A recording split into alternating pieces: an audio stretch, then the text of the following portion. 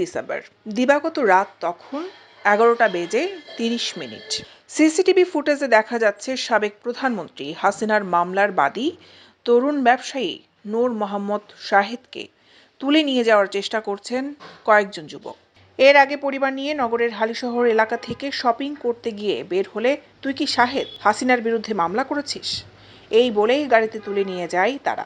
ভুক্তভোগী শাহেদ জানান, তিনি গাড়িতে উঠবে না বললেও তাকে জোর করে ধস্তাধস্তি করে মারতে মারতে গাড়িতে উঠিয়ে নিয়ে যায়। কিছু দূর যেতেই ছোটপুল জেলা পুলিশ লাইনে গাড়িটি স্পিড ব্রেকারে স্লো করলে সেখান থেকে কৌশলে গায়ের জোরে নেমে পড়লে পুলিশ ও স্থানীয়রা তাকে উদ্ধার করে মেডিকেলে পাঠায়।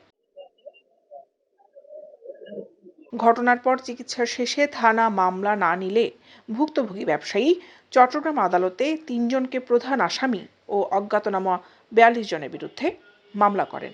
শেখ হাসিনার বিরুদ্ধে মামলা করায় জীবনের নিরাপত্তাহীনতায় ভুগছেন বলে জানান তিনি।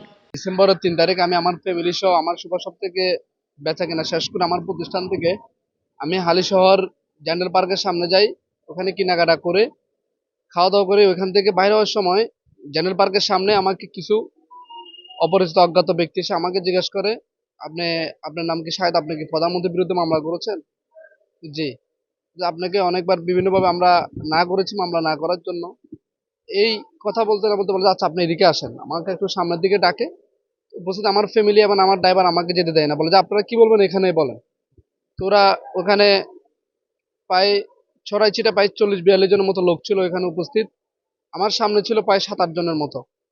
তারা এক প্রকারে, আমি যখন আমার গাড়িতে ওদের সাথে আমি না আমার গাড়িতে উঠতে চাই, ওরা আমাকে এলেবাদাকে মারতে মারতে তাদের গাড়িতে আমাকে তুলে নেয়। নেই ব্লু কালারের একটি প্রাইভেট কার ওখানে গাড়িতে তুলে নেয় এবং ওরাও এখানে 2-3 জন ছিল, মাস্ক পরা ছিল, বাকিদের মাস্ক ছিল না। পরবর্তীতে আমাকে ওরা গাড়ি তুলে আমাকে ছোটপোল পুলিশ লাইন পর্যন্ত চেঁচায় নিয়ে যায়। ওখানে উপস্থিত তারা 2 জন প্রাইভেট কারের ভিতরে ছিল, একজন ড্রাইভার ছিল, তোরা 3 জন। ওরা 2 জন ওই পাশে পড়ছে, আমাকে এই পাশে, আমার শরীরের অর্ধেক ছিল বাইরে। ওই সুবাদে আমি কোনোভাবে হাত দিয়ে করে জাকড়ি দিয়ে আমি রাস্তায় পড়ে যাই কোনোভাবে আমার জান নিয়ে। পরে উপস্থিত এখানকার হালিশহর পুলিশ লাইনের পুলিশ বাইরে হয়, যেহেতু পুলিশ লাইনের গেটের সামনে আমাকে পালাই দিছে, পুলিশ লাইনের পুলিশ বাইরে হয় এবং ওখানকার স্থানীয় মানুষজন আগাই আসে এবং হালিশহর থানার মোবাইল টিম আসে আমাকে চট্টগ্রাম মেডিকেলে চিকিৎসা দেয়। চিকিৎসা শেষ করে প্রাথমিকভাবে আমি থানায় অভিযোগ করি এবং থানায় আমাকে আদালতে মামলা করার জন্য পরামর্শ দেয়। আমি আদালতে মামলা করেছি।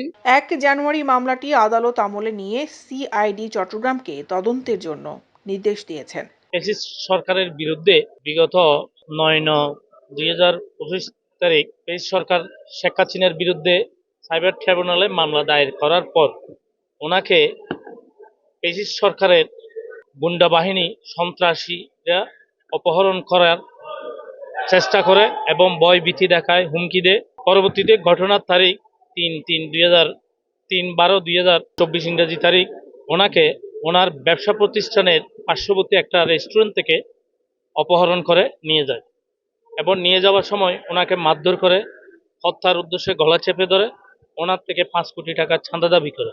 সাক্ষীদের সহযোগিতায়, এলাকার লোকদের সহযোগিতায় হাসপাতালে গিয়ে চিকিৎসা করেন। চিকিৎসা শেষে স্থানীয় থানায় মামলা করতে গেলে স্থানীয় থানা কর্তৃপক্ষ মামলাটি আমলে না নিয়ে বিজ্ঞ আদালতে দায়ের করার জন্য মৌখিকভাবে পরামর্শ প্রদান করে।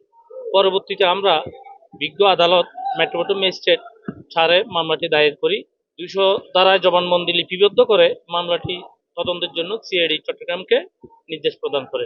উল্লেখ্য, গেল 9 সেপ্টেম্বর বৈষম্য বিরোধী ছাত্র আন্দোলনের সময় ইন্টারনেট বন্ধ করায় চট্টগ্রামে সাবেক প্রধানমন্ত্রী শেখ হাসিনা, সাবেক সড়ক পরিবহন ও সেতুমন্ত্রী ওবায়দুল কাদের, সাবেক পররাষ্ট্রমন্ত্রী হাসান মাহমুদ সহ 115 জনের বিরুদ্ধে সাইবার নিরাপত্তা আইনে মামলা করেছিল নগরীর হালিশহর এলাকার ভুক্তভোগী ব্যবসায়ী নূর মোহাম্মদ শাহিদ।